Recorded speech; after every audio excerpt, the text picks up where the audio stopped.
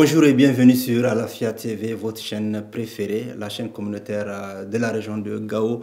Vous êtes en train de suivre tout de suite l'invité de la semaine qui est diffusé tous les mercredis soirs à partir de 21h15. Aujourd'hui, nous recevons sur ce plateau un ancien député du cercle d'Ansongo. Il s'appelle Abdoulbaki Diallo. Abdoulbaki Diallo est aussi membre du bureau politique national de l'URD. Abdoulbaki Diallo, merci d'avoir accepté notre invitation. Merci. Alors, Abdoulbaki Diallo, ça fait longtemps, hein? Je voulais vous poser cette question. C'est quoi? Vous êtes venu d'où pour devenir député de la circonscription d'Ansongo alors qu'il y avait des poids lourds? Et je pense que vous avez quand même des réponses croustillantes à nous donner aujourd'hui. C'est difficile à répondre. En fait, moi, je suis un médecin qui exerce au CCRF d'Ansongo. Donc, si je dois rappeler, c'est en 2012, pendant la crise, qu'un de mes amis qui était déjà en poste à Ansongo m'a appelé. Il m'a dit qu'Ansongo a besoin d'un médecin. Parce qu'ils étaient deux à assurer le service de santé au niveau d'Ansongo. Et un avait un problème de santé qui fait qu'il était obligé de rentrer à Bamako. Et donc il m'a appelé, il a dit de me donner le temps. À l'époque, je travaillais avec une ONG américaine. Pas une ONG, mais c'était un projet américain qui travaillait dans le domaine de la recherche biomédicale. J'étais à Wélé-Sébougou. Il dit de me donner le temps. Je vais échanger avec les gens, mes responsables, pour voir ce qu'il faut comme solution. J'ai échangé avec eux. Ça n'a pas été facile, mais au finish, quand même, j'ai pu rejoindre Ansongo après une semaine. Bon, j'ai essayé de donner le meilleur de moi-même, de répondre aux besoins des populations. Je crois que c'est ça qui a... Vous étiez le citoyen parfait, quoi. On ne peut pas être parfait. On peut pas être parfait, mais j'essaie quand même de subvenir aux petits besoins des gens au fur et à mesure avec les moyens de bord. Je crois que c'est ça, d'écouter aussi les gens. Je sais quand même que ça, les gens ont beaucoup aimé. Les gens ont beaucoup aimé le fait de les écouter, le fait de les porter assistance. Alors, pendant des périodes très difficiles. Alors aujourd'hui, ça fait quoi, Abdoulbaki Diallo, de ne pas être député?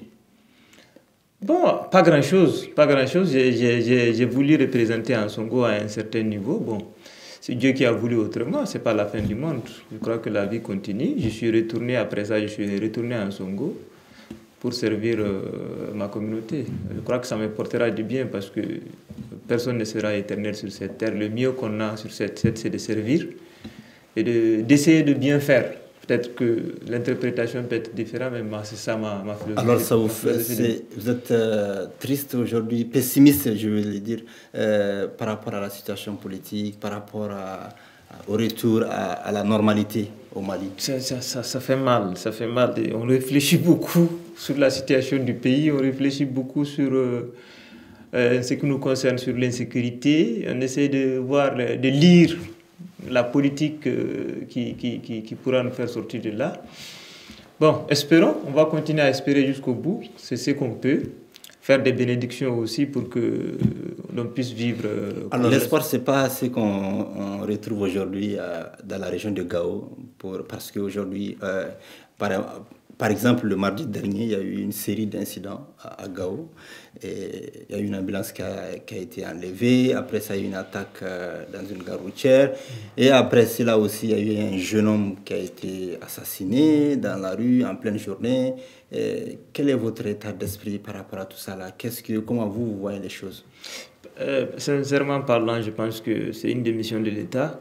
Parce que tout ce qui se passe, ce qu'on remarque généralement, l'État ne réagit pas. Et les gens disent même que, même s'ils font les bêtises, ils te disent qu'il n'y a pas d'État qui va faire ceci, il n'y a pas d'État qui va faire ceci. C'est ce qui pousse les autres à faire. Il y a eu tellement de gaffes précédents, enquêtes ouvertes, jamais de résultat. Et je ne pense pas que le résultat de ces enquêtes-là, les solutions, les conclusions de ces enquêtes soient au-delà des moyens de l'État. Franchement. Quand un État s'y met sur un assassinat, parce que ça c'est grave, au bout d'un certain temps, forcément des solutions. Moi je me pose des questions, comment on arrive à savoir tout ce qui se passe sur l'assassinat de 2 Français en 2013 et que dans la région de Gao, il y a des assassinats et que l'État ne parvient pas à avoir des pistes, des commanditaires. Ça, c'est pas possible. Je pense que l'État ferme les yeux sur certaines choses et ça, s'il veut avoir la solution, il faut qu'il arrête ça. Il faut que ces enquêtes qui sont ouvertes après des séries de crimes, il faut que ces enquêtes-là aient des conclusions. Est-ce que l'État a les moyens? C'est ce que j'ai dit. J'ai dit, ce n'est pas au-delà des moyens de l'État. Ce n'est pas au-delà des moyens de l'État. Pour ceux qui vivent dans la région, savent que ce n'est pas au-delà des moyens de l'État. C'est parce que l'État, je pense que ne s'y donne pas. On s'arrête à l'ouverture de l'enquête, même pas à l'ouverture, on s'arrête au mot ouverture. Je ne suis même pas sûr qu'il y a un dossier qui est ouvert pour recevoir des éléments. Et donc, il faut que l'État arrête cette impunité-là. Deuxième élément, c'est que il faut que l'État soit présent partout. Bon, pas partout, mais là où il peut être présent. Parce que quand il regarde dans Songo, il n'y a pas d'État à part la ville. Il n'y a pas d'État. C'est ce qui laisse un vide. Et les gens profitent de ce vide-là pour créer le chaos. Je rappelle, je m'excuse, chers téléspectateurs, c'est bien le lundi dernier, non le mardi dernier. Alors, on parle tout de suite du retour de l'État de façon beaucoup plus concrète sur le terrain pour prendre en charge la sécurité. Mais au-delà de ça, on connaît aussi la grandeur de cet espace-là. On prend par exemple la zone des 3 frontières, où on peut dire aujourd'hui le cœur névralgique de cette situation d'insécurité, c'est cette zone-là où opère déjà l'IGS, l'État islamique au Grand Sahara. C'est une zone où on connaît déjà certaines zones comme Tessit ou Talatay qui sont des zones d'insécurité.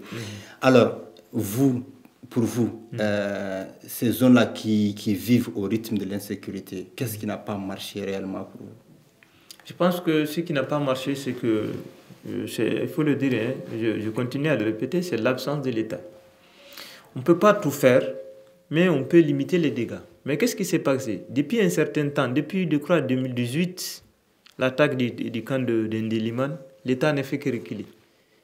L'État ne fait que reculer. Et puis quand on nous parle des opérations, c'est 3 à 4 jours, et puis ils disparaissent pendant 2 à 3 mois, il n'y a pas d'opération. Ce qui fait que même si on a des résultats sur une opération, avant la prochaine opération, le résultat est carrément nul, sinon négatif. Peut-être que l'État n'a plus le soutien des communautés locales. Ah non, ça je ne crois pas. Ça je ne crois pas. C'est la seule chose à laquelle je ne crois pas, parce que je vis avec toutes les communautés. Moi, je suis avec les Peul, je suis avec les Touareg, je suis avec les Soraï. Je connais l'état des dames des communautés. Aucune communauté dans le cercle d'Ansongo n'est content de ce qui est en train de se faire. Ça, je peux vous dire. Aucune communauté. Maintenant, souvent, les gens sont obligés de danser la danse qui est là pour leur propre survie. Pour leur propre survie, ils n'ont pas le choix, mais je ne connais pas, à ma connaissance, une communauté qui soit contente de ce qui se passe dans le cercle d'Ansongo. Que ce soit à Talatay, que ce soit à Tenahama, à Tessit ou à Ouattaguna ou ailleurs. Alors, pour vous, quelle est la part de responsabilité de la démographie galopante dans ces zones-là, mais aussi la question du changement climatique? Est-ce que ce ne sont pas des facteurs importants qui sont en train d'exacerber la situation d'insécurité qui prévaut dans ces zones-là? Moi, je ne fais pas le lien. Je ne vois pas en Prenons par exemple le foncier pastoral, par exemple. Aujourd'hui, on sait qu'il y a un sérieux problème. Il n'y a pas de problème pastoral. C'est là, en fait, j'écoute beaucoup C'est par rapport à une étude qui a été réalisée, qui doit sortir en juin, fin juin, qui a été réalisée par, je pense bien, le réseau, j'ai même oublié déjà le nom, Bilitali Marobé. Je pense qu'ils ont même rencontré le président de la République du Niger par rapport à ça, une étude qui a porté sur le pastoralisme et la sécurité, qui fait le lien entre je crois qu'ils ont voulu faire le lien avant de commencer leur étude. Sinon, moi, connaissant bien le lieu, en tout cas dans le cercle d'Ansongo, il n'y a pas de problème par rapport au climat. Ça veut dire que les zones de pâturage sont là et il n'y a pas de surpâturage. Donc, je ne vois pas en quoi cela peut créer un problème. On a connu des sécheresses, on n'a pas de sécheresse ces derniers temps. On a connu des sécheresses, même s'il y a sécheresse, personne ne va accuser l'autre. C'est Dieu qui a fait généralement sécheresse, ce n'est pas X qui a fait ou Y qui a fait, il n'y a pas d'accusation. Et puis, il y a suffisamment d'espace pour les animaux actuellement. Maintenant, C'est l'insécurité qui réduit l'espace pour les animaux. Sinon, ce n'est pas parce qu'il n'y en a pas. C'est à l'époque où il y avait l'insécurité, tu pouvais aller à 100 km, à 200 km dans Zongo pour les animaux. Mais aujourd'hui, l'insécurité a fait que les gens n'osent pas aller à 15 km. Sinon, le changement climatique ne nous a pas affecté du point de vue, moi je vais dire même pauvreté. Nous, on n'a pas encore senti dans le cercle d'Ansongo la pauvreté liée au changement climatique. La démographie non plus. La démographie non plus parce que on a assez d'espace d'expression en réalité. Nous, on avait les moyens d'expansion, on avait les moyens de bouger. Le commerce a désorbé beaucoup de chômage, et les nouveaux marchés qui sont en train de se créer, et tout ça fait que on a assez d'étrangers chez nous. On a assez de gens qui quittent ailleurs pour venir chercher leur gain en Songo. Et ils sont toujours là-bas. Maintenant, l'insécurité a fait que l'expression des gens est limitée. Les gens pouvaient avoir, à l'époque, je prends en Songo par exemple, il y a les foires hebdomadaires, il y en a une vingtaine, mais aujourd'hui, quels sont ces marchés qui sont fréquentables? Très peu. Est-ce qu'il n'est pas temps aujourd'hui pour les communautés elles-mêmes d'organiser des rencontres entre elles? Ça existe déjà peut-être, mais vous pensez que ce n'est pas une solution à tout ça, ce problème-là? On en a fait, mais je pense qu'il y a un manque de sincérité à ce niveau. On se parle, les communautés se parlent, mais quand on regarde le résultat de ces rencontres intercommunautaires, on se rend compte que ça n'aboutit pas. Chacun vient peut-être pour le per diem, et puis le reste là, qu'est-ce qui fait on n'échange pas, il n'y a pas de restitution. Les communautés sont responsables aussi. Non, il n'y a pas de restitution de ces débats-là, de ces rencontres intercommunautaires. Moi, par exemple, j'ai quelqu'un qui quitte Tassiga, quelqu'un qui quitte Bara, quelqu'un qui quitte, je ne sais pas, Tessit, tu viens dans une rencontre intercommunautaire, je ne sais pas, tu es convaincu ou pas, en tout cas, au retour, il n'y a pas de réunion pour faire des restitutions aux communautés, leur dire voilà ce qu'on a dit, voilà ce qu'il faut. J'ai suivi récemment un discours de Alaja Gamou qui a été le meilleur débat. Je ne sais pas, peut-être qu'il l'a fait à 0 francs, qu'il a fait dans la zone de Djebox. C'était le meilleur message pour les communautés et toutes les communautés. Il disait quoi concrètement? Il disait aux gens que le vol, ce n'est pas une solution, que les gens n'ont qu'à travailler, que les gens ne peuvent pas continuer à se casser parce que, il faut se le dire, ceux qui sont en train de casser ces zones-là aujourd'hui ne sont pas venus d'ailleurs pour la plupart. C'est des gens qui sont là-bas. Ils ne pensent pas. Il y a aussi le problème d'éducation. Ils ne sont pas assez éduqués pour savoir que ce qu'ils sont en train de faire n'est pas continuer pour eux-mêmes. Parce que tu prends l'exemple du bétail, tu finis de voler tous les bétails, mais après tu vas voler quoi? C'est fini. Tu es en train de créer le chaos qui, à la longue, ne va pas te laisser sur le bord de la route. Donc ces gens qui créent le chaos, pour moi personnellement, je pense qu'ils ne sont pas conscients du danger de ce qu'ils sont en train de créer. Parce que ça ne va pas les laisser. À un moment, c'était l'impôt. L'impôt 1 fois par an, l'impôt 2 fois par an. On a fini avec l'impôt, on a dit que ça ne donne pas assez.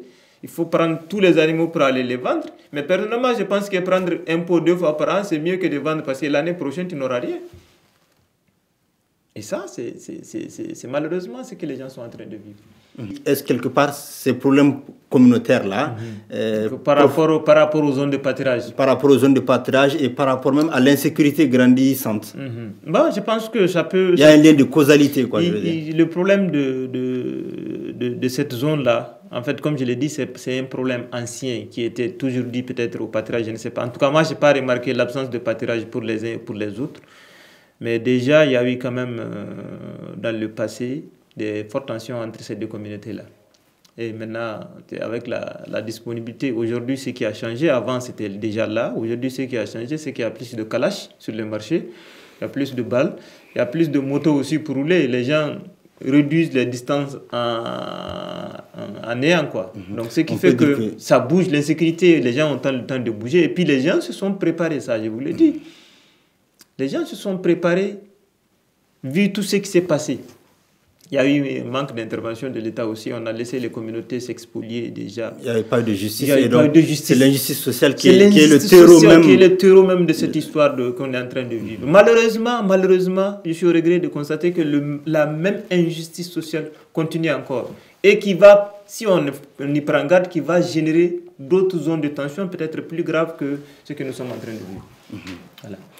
Alors pour vous, aujourd'hui, qu'est-ce que l'État Qu'est-ce que, au-delà de, peut-être il faut déployer les forces armées de sécurité qui sont, bon, entre guillemets, déployées dans ces zones-là, mais peut-être pas assez. Au-delà de la solution purement militaire, quelle action préconisez-vous aujourd'hui? Là, la seule chose que je peux vous dire, c'est que, bon, c'est pas forcément le rôle des ONG, mais je vous dis qu'en termes d'appui pour le développement, ces dernières années, il y en a eu dans la région de Gao et principalement dans le cercle d'Ansongo. Maintenant, tout ce qu'on a fait, tous les investissements qui ont été faits sont réduits, et leurs effets bénéfiques sont réduits à néant. Est-ce que ces investissements arrivent même à destination? Ils arrivent pour certains. Il y a voilà, il y a le détournement massif de ces trucs-là, mais il y a certains qui sont arrivés. Il y a des puits qui sont créés pour les puits pastoraux qui permettent aux éleveurs de rester très loin des zones urbaines. Il y a des infrastructures sanitaires qui sont faites. Parce qu'il n'y a plus d'œufs, il n'y a plus de mares, il n'y a plus de... Voilà, tout ça là, on a créé même. On a fait des zones de pâturage, de l'agriculture. Il y a eu des investissements massifs dans l'agriculture aussi. Plein de périmètres dans le cercle d'Ansongo que je connais bien et qui peut profiter. Malheureusement, aujourd'hui, l'insécurité fait qu'on ne peut même pas aller travailler son champ. Et c'est ce qui menace Ansongo aujourd'hui. Les gens ont fui, ils ne peuvent plus aller cultiver leur champ. Pas les périmètres. Hein. Les périmètres, c'est créé, c'est là. Mais on ne peut plus aller au champ pour faire quoi que ce soit. Donc c'est ça, surtout pour l'année 2021, là. C'est ce qui est très inquiétant dans le cercle d'Ansongo. Les gens ne peuvent plus aller au champ pour cultiver leur champ. On a créé depuis, nous ne parlons pas depuis, parce que les animaux ont été détournés de façon massive. Et quand je vois les gens pleurer dans le marché de Bamako, l'animal est cher. Qu'est-ce qu'on a fait pour protéger ces animaux-là? Rien. Généralement, c'est le centre du Mali et le nord qui fournissent Bamako en bétail.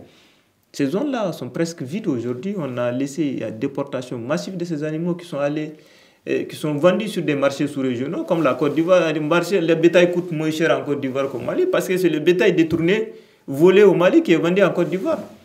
Je vois l'autre jour des camions remplis de bétail qui quittent Niger pour venir à Gao. Avant, c'était le contraire. C'est nous qui envoyons jusqu'au Nigeria. Mais aujourd'hui, on ne peut plus. Alors, on va parler maintenant de politique. Vous êtes membre du bureau politique national de l'URD. Et Assimi Goïta, un colonel, a pris le pouvoir. Au-delà de ça, Dr Choguel Kokalamega, président du comité stratégique du M5RFP, qui a toujours décrié la mauvaise gouvernance, entre autres, qui avait déjà même posé quelques conditions pour leur participation au processus transitoire. Aujourd'hui, vous, quelle analyse faites-vous de cette situation politique? C'est imbroglio, c'est difficile à lire. Comme c'est au début, moi je préfère leur accorder un crédit en espérant qu'ils réussissent, parce qu'on ne peut qu'espérer. L'URD participe actuellement au gouvernement. L'URD participe actuellement au gouvernement, et il y a bien avant, le gouvernement a voté de One, gouvernement 2 de One, l'URD avait participé aussi avec 2 de ces éléments. Bon, nous souhaitons qu'ils réussissent. Parce que moi, qui suis dans Songo, je me dis, si les gens là échouent, qu'est-ce qui va venir? Est-ce que ça ne va pas être pire? Donc tout ce que nous souhaitons, c'est qu'ils réussissent. Mais il faut qu'ils se donnent les moyens. Moi, je pense que ce qui est en cause aujourd'hui, c'est l'existence même de l'État. Et ça, on ne peut pas résoudre ce problème avec l'individualisme. Qu'ils essaient de rassembler le maximum de Maliens. Qu'ils évitent. Je ne pense pas qu'une transition a pour rôle d'écarter certains au profit. Moi, je ne pense pas. Il faut qu'ils appellent tous les Maliens qui ont quand même une idée de l'État, qu'ils essaient de travailler avec tout le monde pour si c'est possible.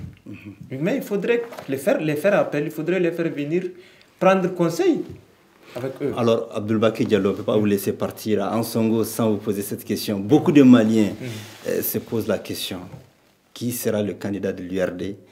Est-ce que l'URD va pouvoir désigner un candidat à la hauteur du défunt Soumaïla Cissé? Ça, c'est la plus grosse. On appelle ça la colle. Nous sommes en train de travailler sur ça pour avoir notre candidat, parce que pour les militants, tout sauf ne pas avoir un candidat à l'élection présidentielle. Ça, c'est déjà clair dans nos têtes. Et pour tous nos responsables, Maintenant, Professeur Salikou Sanogo. Professeur Salikou, il le sait. Il sera candidat. Bon, je ne sais pas. On n'est pas encore au choix du candidat. Le choix du candidat se fera ultérieurement. Mais ce qui est quand même, qui nous tient à cœur, c'est d'avoir notre candidat URD. Ça, je le dis. Et non Igor Diarra, Mamadou Igor Diarra ou Boubou Sissé. Ça, je ne peux pas le dire. Maintenant, l'autre question que vous avez posée, est-ce qu'on peut avoir un candidat de la trame de Soumaïla Cissé? Je pense que ça, on va plaider encore longtemps, sincèrement. Nous souhaitons avoir quelqu'un qui est de sa trame, mais ça ne va pas être facile, même pour le Mali. Maintenant, on va faire avec les moyens de bord. On a quand même plein de cadres qui ont de la valeur. On va essayer de valoriser ces gens-là pour aller à l'élection présidentielle. Voilà. Maintenant, si c'est dans une plateforme, tant mieux, mais si ce n'est pas aussi avec une plateforme, on va laisser débrouiller comme tous les autres candidats. Et vous espérez gagner? On espère, on va aller à la compétition pour gagner, bien sûr. Merci beaucoup, Abdelbaki Diallo. Je rappelle qu'Abdelbaki Diallo, il est ancien député d'Ansongo. Il est également membre du bureau politique national de l'URD. Exact. Merci d'être là sur ce plateau. Merci. De l'invité de la semaine qui sera diffusé à partir de mercredi à 21h15, juste après le journal télévisé de Alafia TV.